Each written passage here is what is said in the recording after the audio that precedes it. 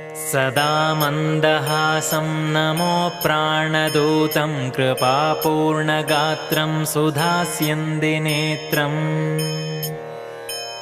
गुरुं पूर्णबोधं निजज्ञानकान्तं रघुप्रेमपात्रं भजेऽहं प्रशान्तम्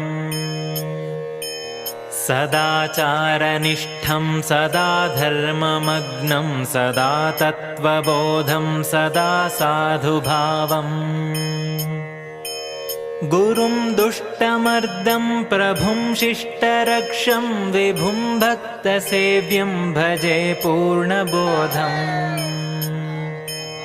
हरेरुत्तमत्वं सदा साधयन्तं गुणाधिक्यसंसाधकं कृष्णभक्तम्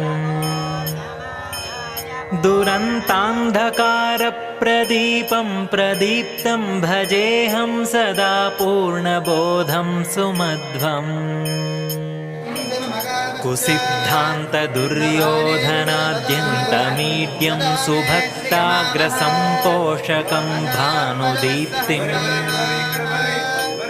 रघुप्रेमसत्तत्त्वसंसाधकाग्र्यं भजेऽहं सदा पूर्णबोधं मुनीड्यम् सुराजीवनाभादिसन्मौनिपालम् ಹಾಲುಣಿಸಿ ಬೆಳೆಸಿ ದೊಡ್ಡವರನ್ನು ಮಾಡಿದ ಮಾತ್ರಕ್ಕೆ ಮಕ್ಕಳು ನಿಜವಾದ ಅರ್ಥದಲ್ಲಿ ಮಾನವರಾಗೋದಿಲ್ಲ. ಇದೀಗ ಕೇಳಿದಂತೆ ಪಶುಗಳಂತೆ ವರ್ತನೆ ಮಾಡುವ ಕೇವಲ ಆಹಾರ ನಿದ್ರಾ ಭಯ ಮೈಥುನಂಚ ಸಾಮಾನ್ಯಮೇತು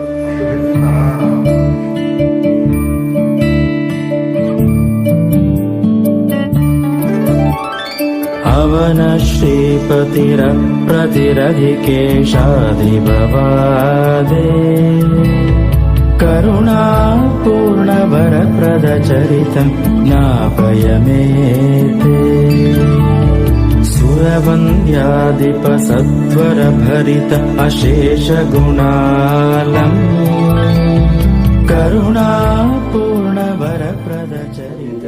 ಸಂಜಯನ ಮಾತಿನಲ್ಲಿ ಹೇಳ್ತಾರೆ, ಯತ್ರ ಯೋಗೇಶ್ವರ ಕೃಷ್ಣ ಅಂತ. ಯೋಗ ಅಂದ್ರೆ ಉಪಾಯಗಳು.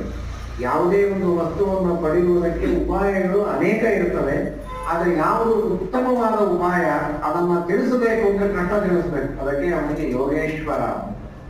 ಪರಮಾನಂದ ಪದಯೇಶಿ